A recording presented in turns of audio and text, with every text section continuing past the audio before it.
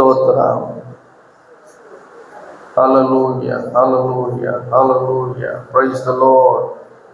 శకర కొందరకమ సుకురు కొందరిది రబబో రమమమో సుకురు కొందరకమ శకర కాందరిది రబబో రబబో రమమమో సకర కాందరిది రబబో రకాందరిది శబబో. పరిశుద్ధ దేవ, పరలోక తండ్రి, మీ వాక్యోపదేశము ధ్యానిస్తుండగా తోడుగా ఉండండి. ఇంతవరకు మమ్మల్ని పాటలు నడిపించారు. వాక్య పఠనంలో తోడుగా ఉండి నడిపించండి. వాక్య గ్రహింపు మీ బిడ్డలందరికీ దయచేయండి. సమస్తము క్రమముగా మర్యాదగా జరిగించి నడిపించి సహాయం చేయమని యేసుక్రీస్తు ప్రియనామములో అడుగుచున్నాం తండ్రి, ఆమేన్. కూర్చోండి.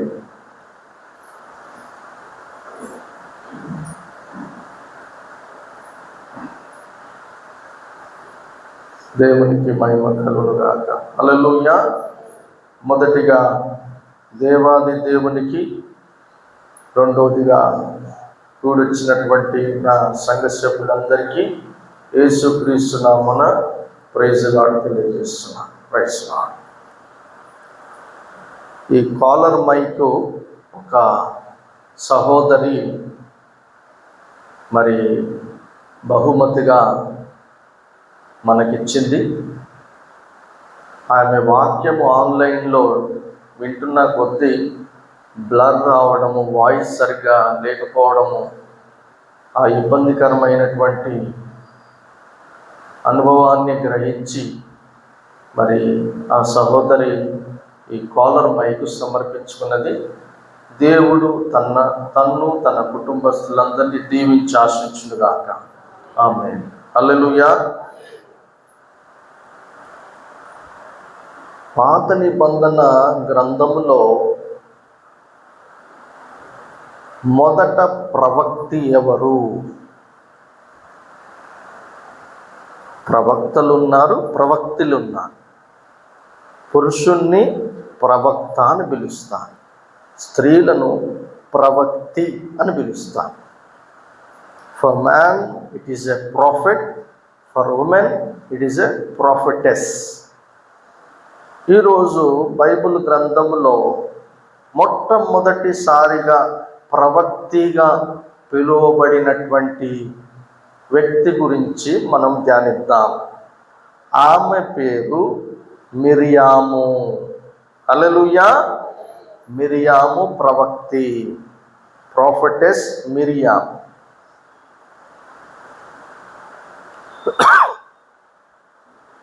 అమ్రాము భార్య పేరు యెకబేదు.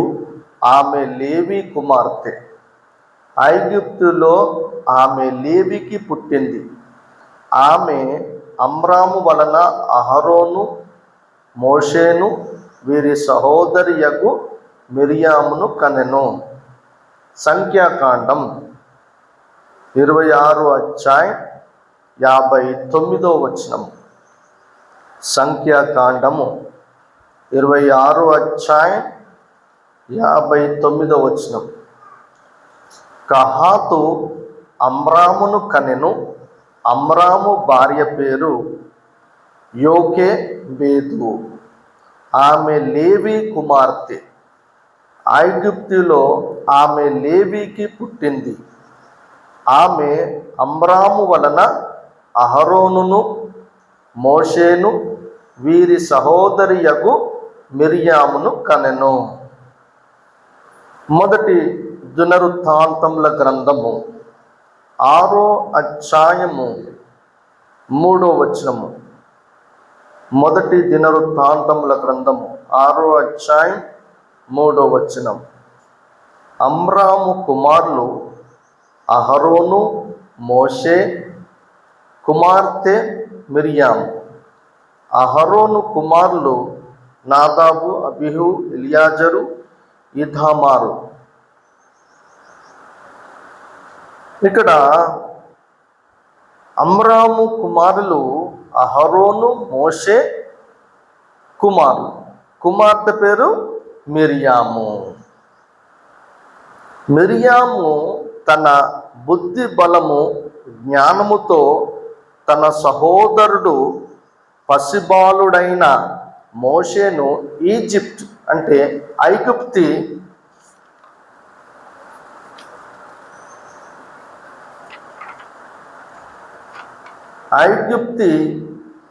దేశంలో ఉన్న యువరాణి నైలు నదిలో కనుగొన్నప్పుడు తెలివిగా ప్రవర్తించింది.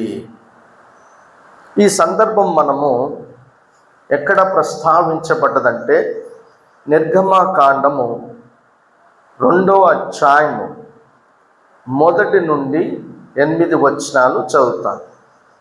నిర్గమకాండము 2వ అధ్యాయం 1 నుంచి చదువుతాను. లేవి వంశస్థుడొకడు వెళ్ళి లేవి కుమార్తెను వివాహము చేసుకొనెను. ఆ స్త్రీ గర్భవతి అయి కుమారుని కని వాడు సుందరుడై ఉండుట చూచి 3 నెలలు వానిని దాచెను. తర్వాత ఆమె వాని దాచలేక వాని కొరకు ఒక జమ్ము పెట్టె తీసుకొని దానికి జిగట మన్నును కీలును పూసి అందులో ఆ పిల్లవానిని పెట్టి ఏటి ఎడ్డున జమ్ములో దానిని ఉంచగా వానికేమి సంభవించునో తెలుసుకొనుటకు వాని అక్క దూరముగా నిలిచి ఉండెను. ఫరో కుమార్తె స్నానము చేయుటకు ఏటికి వచ్చెను. ఆమె పనికత్తలు ఏటి ఎడ్డున నడుచుచుండగా ఆమె నాచులోని ఆ పెట్టెను చూచి తన పనికెత్త నొకతను పంపి దాన్ని తెప్పించి తెరచి ఆ పిల్లవాడిని చూచినప్పుడు ఆ పిల్లవాడు ఏడ్చుచుండగా చూచి వాని యందు కనికరించి వీడు హెబ్రీయుల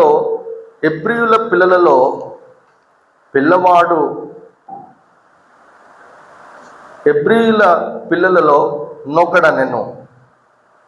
అప్పుడు వాని అక్క ఫరో కుమార్తెతో, నీ కొరకు ఈ పిల్లవాడిని పెంచుటకు నేను వెళ్ళి హెబ్రీ స్త్రీలలో ఒక దాదిని పిలుచుకొని వస్తున్నా అనెను. అందుకు ఫరో కుమార్తె వెళ్ళుమని చెప్పగా ఆ చిన్నది వెళ్ళి ఆ బిడ్డ తల్లిని పిలుచుకొని వచ్చెను.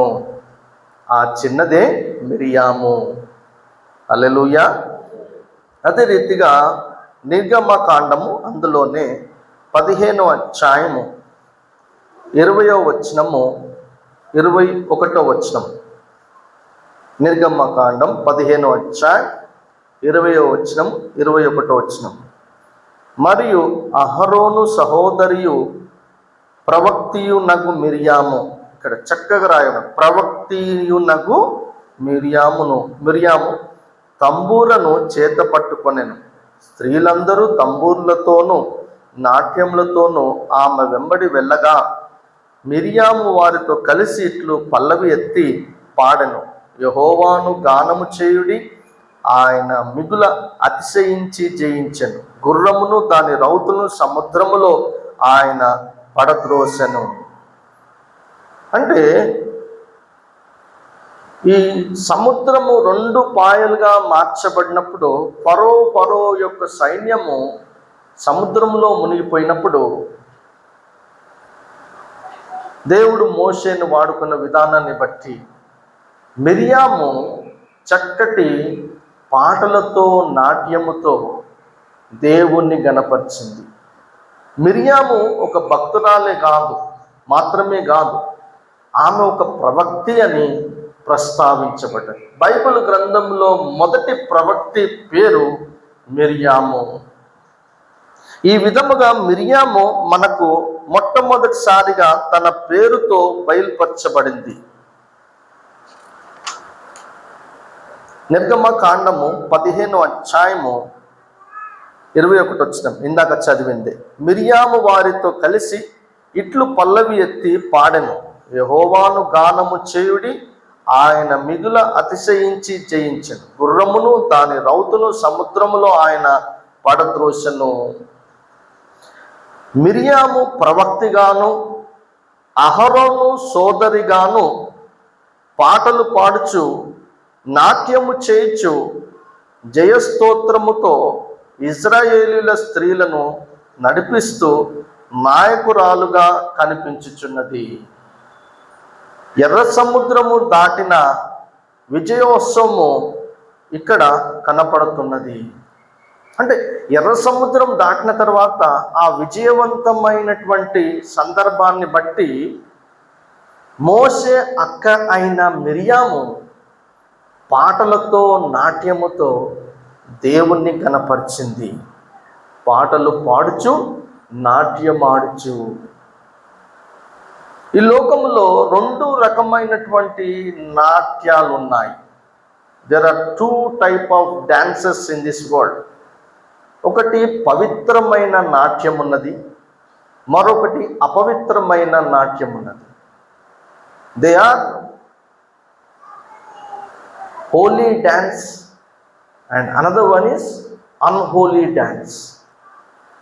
సో మిరియాం ఇక్కడ పవిత్రమైన నాట్య ప్రదర్శన దేవుని గణపరచడానికి చేసింది.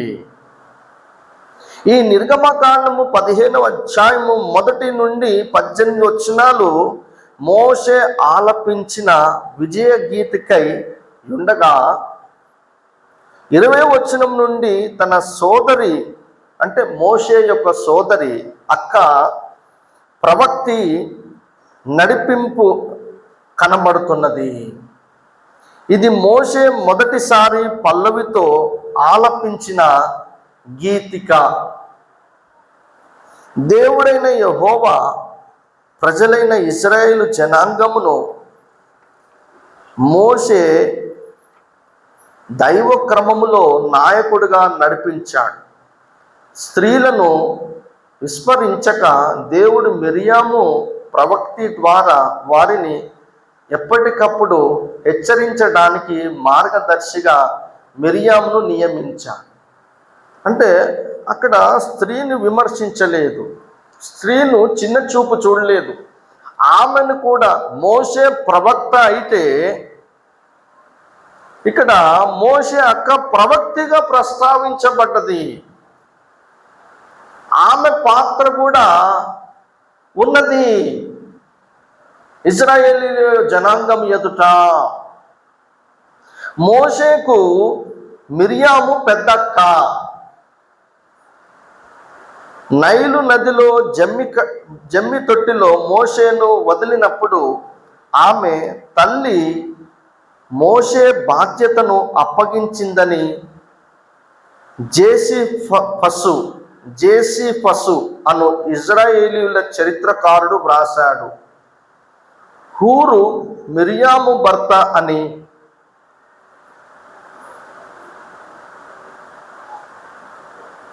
జెసలేలు అను శిల్పి మనముడని వ్రాసాడు.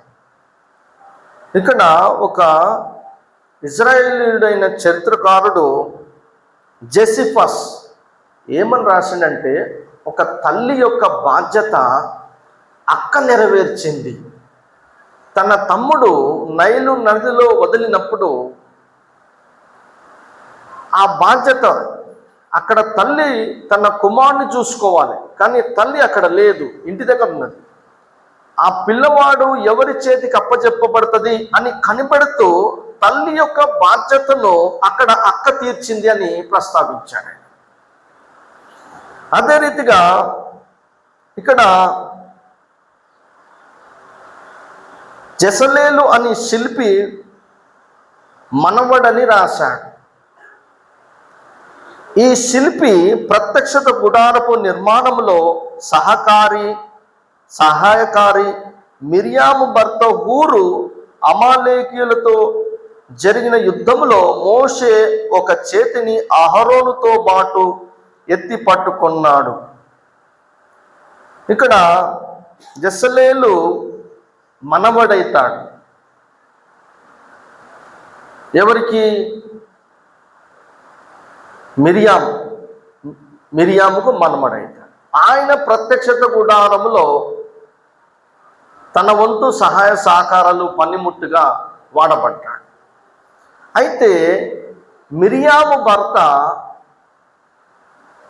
అమాలేకీయులకు ఇజ్రాయేలీయులకు యుద్ధం జరిగినప్పుడు మోషే చేతులు పైకెత్తినప్పుడు ఇజ్రాయేలీలు గెలిచారు. మోషే చేతులు దించినప్పుడు అమాలేకీయులు గెలిచేవారు. అయితే ఒక చెయ్యి అహరోను ఎత్తి పట్టుకున్నాడు మోసేది, మరొక చెయ్యి మిరియాము భర్త అయిన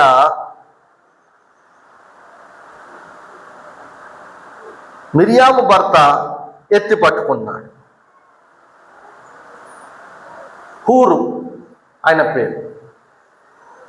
నిర్గమకాండము 17వ అధ్యాయం 10-11 వచనాలు చూద్దాం.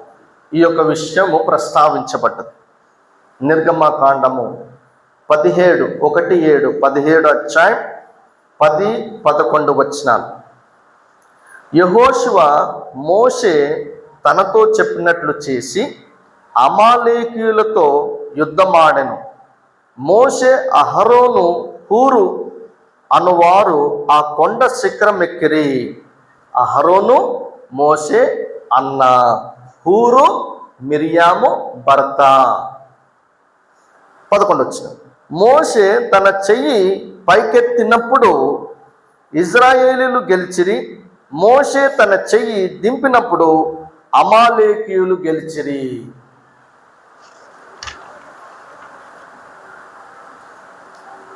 13వ వచనం 24వ అధ్యాయం నిర్గమకాండం 24వ అధ్యాయం 13వ వచనం 13-17 వచనం. మోషేయు అతని పరిచారకుడైన యెహోషువయు లేచిరి. మోషే దేవుని కొండ మీదికి ఎక్కెను. అతడు పెద్దలను చూచి, మేము మీ యొద్దకు వచ్చే వరకు ఇక్కడనే ఉండి, ఇదిగో అహరోనును హూరును మీతో ఉన్నారు.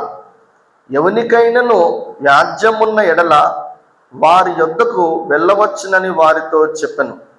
మోషే కొండ మీదకి ఎక్కినప్పుడు ఆ మేఘము కొండను కమ్మెను. ప్రియమైన దేవుని బిడ్డలారా, ఈ నిర్గమకాండం 24వ అధ్యాయము 13-15 వచనాల ప్రకారము మోషే యెహోషువలు ధర్మశాస్త్రము నిమిత్తము యెహోవా దేవుని సన్నిధికి సీనాయి పర్వతమునకు వెళ్ళిన సమయములో ఇజ్రాయేలు జనాంగమును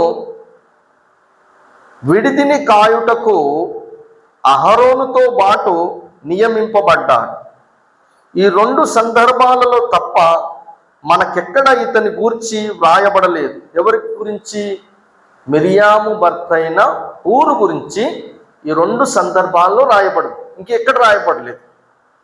ఒకవేళ ఆ తర్వాత అనగా మిరియాము భర్త హూరు మరణించి ఉండవచ్చును. మరి మిరియాము గురించి బైబిల్ గ్రంథములో ఎవరైనా ప్రస్తావించారా అంటే మిరియాము గురించి మీకా ప్రవక్త ప్రస్తావించాడు. ఆమె గురించి ఏమని చెప్పాడు చూద్దాం.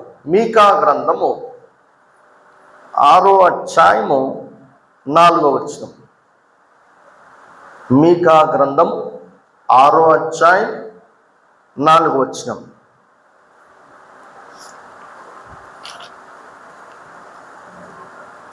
ఐగుప్తు దేశంలో నుండి నేను మిమ్మును రప్పించి తిని, దాసగృహము నుండి మిమ్మును విమోచించి తిని, మిమ్మును నడిపించుటకై మోషే అహరోను చూడండి ఇక్కడ మిరియాములను పంపించి తిని, మిరియాములను అని రాయపడు అని వ్రాశాడు మీకా ప్రవక్త మిరియాము గురించి.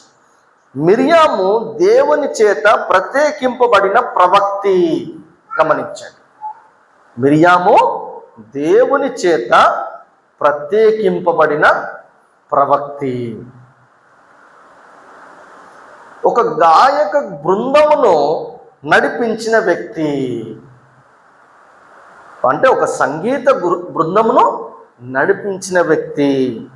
మరియు ఒక నాయకురాలుగా ఉన్నది. ఆమె ఇశ్రాయేలీలకు ఒక నాయకురాలుగా ఉన్నది. పాటకారి, వాయిద్యము, నాట్యము, బృందము. ఇక్కడ నిర్గమకాండము మళ్ళీ వెళ్తాం. 12వ అధ్యాయము 1 నుండి 10 వచనాల్లో ఇందాక చదివిందే మనం. 12వ అధ్యాయం 1 నుంచి 10 వచనాల్లో మిరియాము మరియు అహరోను మోషే కూషు దేశస్థురాలను వివాహము చేసుకున్నందున వారిరువురు మోషేను విమర్శించారు. ఫలితంగా మిరియాము దేవుని చేత కుష్ఠవ్యాధితో శిక్షించబడింది. ఇప్పుడు చదువుదాం. ఇందాక చదవలేదు, ఇప్పుడు చదువుదాం. నిర్గమకాండము ప్రస్తావన. అంటే అంత పెద్ద ప్రవక్తి ఒక్క మాటను బట్టి దేవుని చేత అనారోగ్య పాలైంది. ఆ సందర్భం చదువుతాను. నిర్గమకాండము 12వ అధ్యాయం 1 నుండి 10 వచనాలు. మోషే కూషు దేశపు స్త్రీని పెళ్లి చేసుకొని ఉండెను గనుక అతడు పెళ్లి చేసుకొనిన ఆ స్త్రీని బట్టి మిరియాము అహరోనులు అతనికి విరోధముగా మాట్లాడిరి. వారు మోషే చేత మాత్రమే యెహోవా పలికించెనా, ఆయన మా చేతను పలికింపలేదా అని చెప్పుకొనగా యెహోవా ఆ మాట వినెను.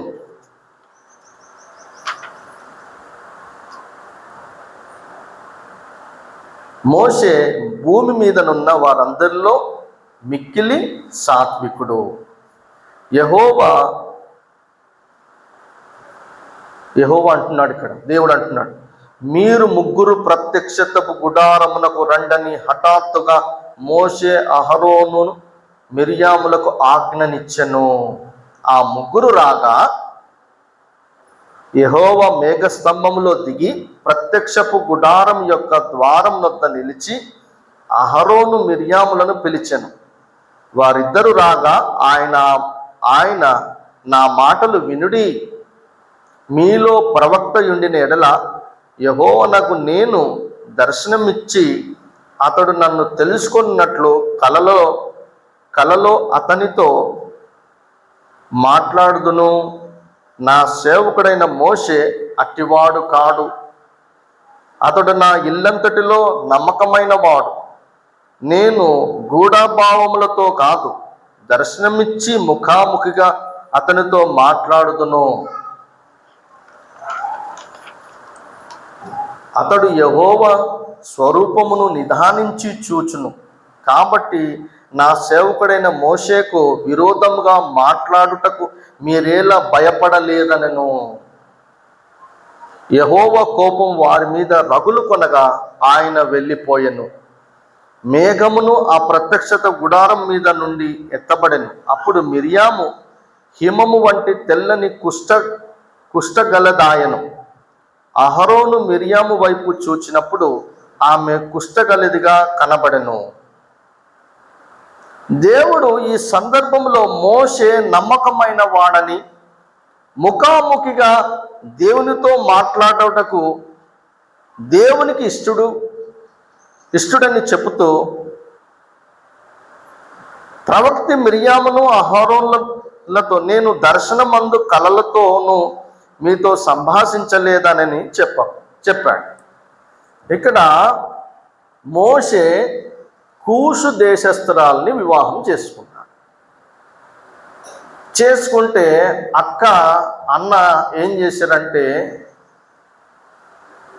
మనం అర్థం చేసుకోవడానికి మన లేవీల అమ్మాయి లేదా, మన ప్రాంతం అమ్మాయి లేదా,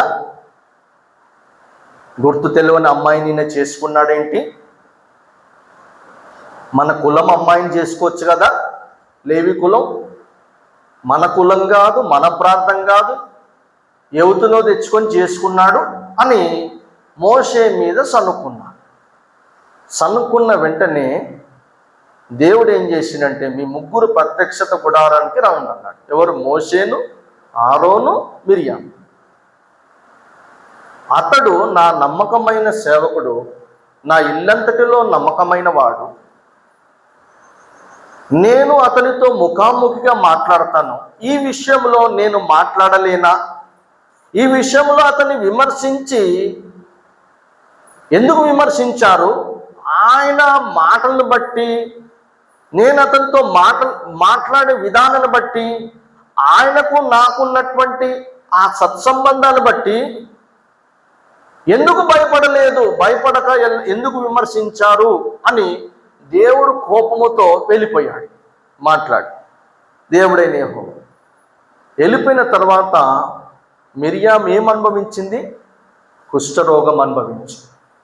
తర్వాత ఏముందంటే, ఆ కుష్ఠరోగం వచ్చిన తర్వాత మళ్ళీ తిరిగి మోసే, ప్రభువా తాను చేసిన పాపమును క్షమించు తండ్రి, కనికరించు, మరి ఒకప్పుడు నన్ను ఒక తల్లిలాగా చూసుకున్న అక్కనే కదా అని దేవునికి గుర్తు చేసి కనికరపడు తండ్రి అన్నప్పుడు తిరిగి కొన్ని దినముల తర్వాత ఆమె శుద్ధీకరణ అయిపోయింది. హల్లెలూయా.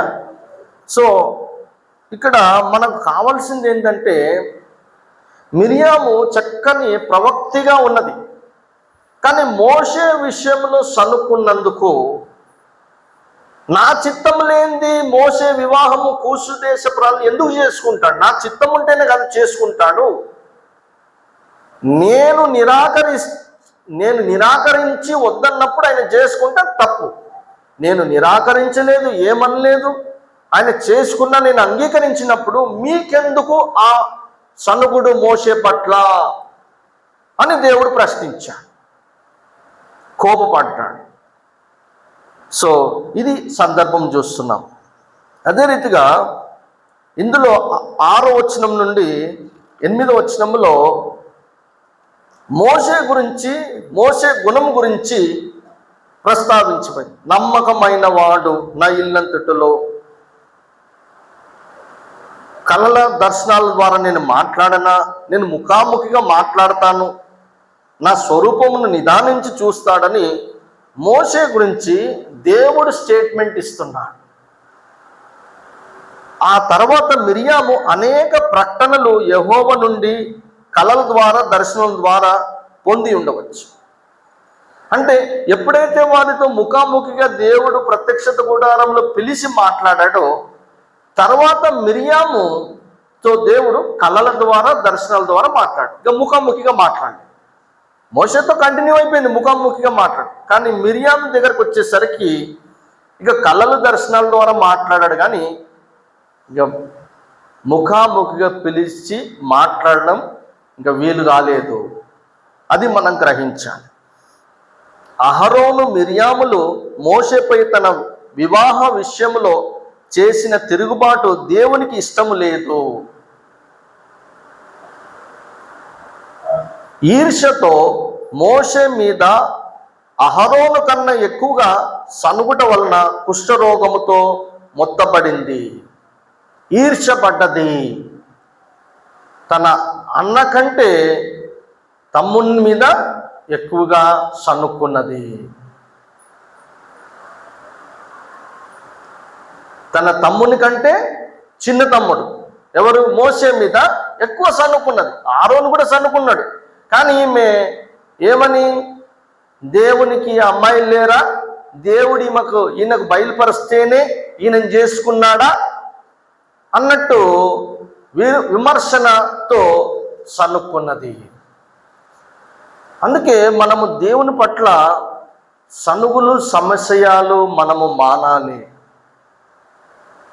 ఒకవేళ ఉన్నట్లయితే మానుకుంటే మన మీదున్న ఆశీర్వాదం పోదు, అది నిలిచి ఉంటుంది.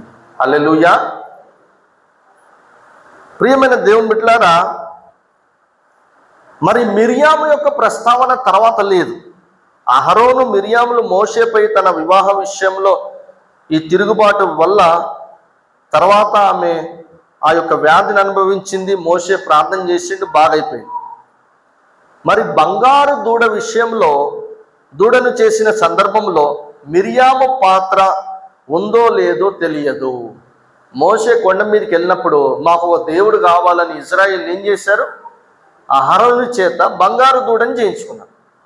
ఆ సందర్భములో మిరియాము ఉన్నదో లేదో ప్రస్తావించబడలేదు. ఆమె పాత్ర ఉన్నదో లేదో. మోషే కూషీరాలిని ఐగుప్తులో ఉన్నప్పుడు చేసుకున్నాడు వివాహం. అంటే ఐగుప్తు దేశంలో కూషు దేశస్థురాల్ని మోషే వివాహం చేసుకున్నాడు. ఇజ్రాయేలు అరణ్య ప్రయాణ సమాజంలో మిరియాము ఘనత నొందిన ప్రవక్తి. అహరోనుతో పాటు కలిసి స్త్రీలను మిరియాము నడిపించింది. అంటే స్త్రీల సమాజమునంతా మిరియాము ప్రవక్తి నడిపించింది. పాటలతో, నాట్యముతో వారందరిని హెచ్చరిస్తూ నడిపించింది మిరియాము ప్రవక్తి. ఆమె ప్రవక్తిగా యెహోవా దేవుని చేత అంగీకారము పొందింది. ఆమె విషయంలో ఒక్కటే మనము ఆమె చేసిన తప్పు చూస్తున్నాం, కానీ మిగతా విషయాలు అన్నిట్లో దేవుని గణపరుస్తూ ముందుకెళ్ళింది. సో ఇందులో మనకు కావాల్సింది ఏంది? మిరియాము పాటలు పాడింది. మిరియాము స్త్రీల సమాజాన్ని చక్కటి సంకీర్తనలతో నడిపించింది. నాట్యమాడుతూ అందరినీ ఆమె నాట్యమాడుతూ నాట్యాలు నేర్పిస్తూ పవిత్రమైన నాట్యం చేస్తూ దేవుని కనపరిచింది. ఆమె ఒక ప్రవక్తిగా, పరిశుద్ధ గ్రంథంలో మొదటి ప్రవక్తిగా దేవుని చేత పిలువబడ్డది. హల్లెలూయా. కాదేశు నందు మిరియాము మరణించి అక్కడే సమాధి చేయబడింది. అంటే మిరియాము చివరికి ఎక్కడ సమాధి చేయబడ్డది చూద్దాం ఈ మాట.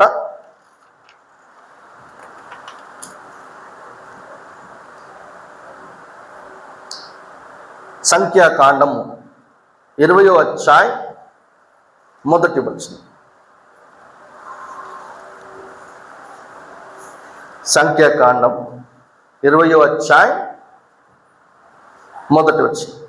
మొదటి నెల యందు ఇశ్రాయేలీయుల సర్వ సమాజము సీను అరణ్యముకు రాగా ప్రజలు కాదేశులో దిగిరి.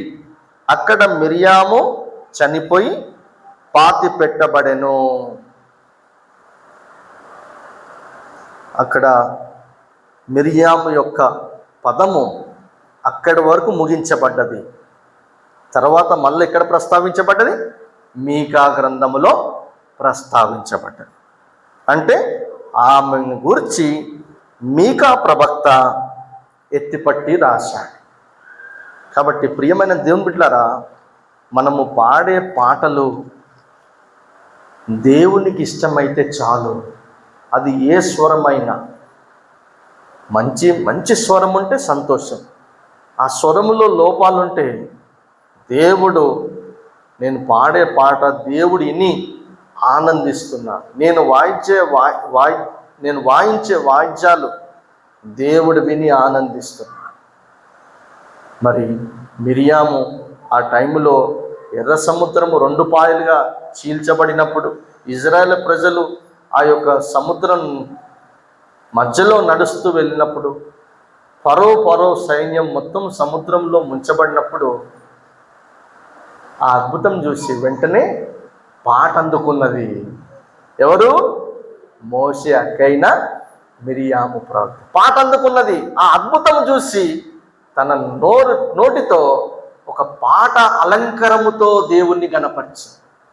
స్త్రీల సమాజాన్ని పాటలతో, నాట్యముతో నడిపించింది. స్త్రీల బృందానికి నాయకురాలుగా ఉన్నది.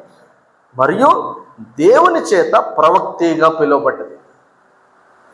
కాబట్టి ప్రియమైన దేవుని బిడ్డలారా, ఆమెలో ఉన్నటువంటి ఆ పాటను పాడి దేవుని మహిమపరిచే విషయంలో మనము కూడా ఆమె వలె, మరి ముఖ్యంగా సిస్టర్స్, ఆ యొక్క మంచి సద్గుణము కలిగి ఉండాలి.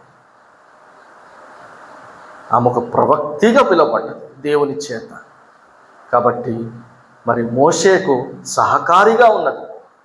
తన తమ్ముడు మోషే ఐగుప్తు ప్రజలు 3 సంవత్సరాల కంటే తక్కువ ఉన్న వయస్సు పిల్లల్ని చంపేశారు, వధించేసినప్పుడు మిరియాము తల్లి, ఇక నేను 3 నెలల వరకు పెంచాను, వీడిని నేను దాచలేదని చెప్పేసి జమ్ము కట్ట పెట్టేసి ఆ నైలు నదిలో వదిలినప్పుడు మరి మిరియాము అక్క దూరం నుంచి కనిపెడుతున్నది ఏమని, నా తమ్ముడు ఎవరి చేతికి చిక్కుతాడో, ఎవరు పెంచుతాడో ఆ తల్లి బాధ్యత అక్కడ నెరవేర్చి.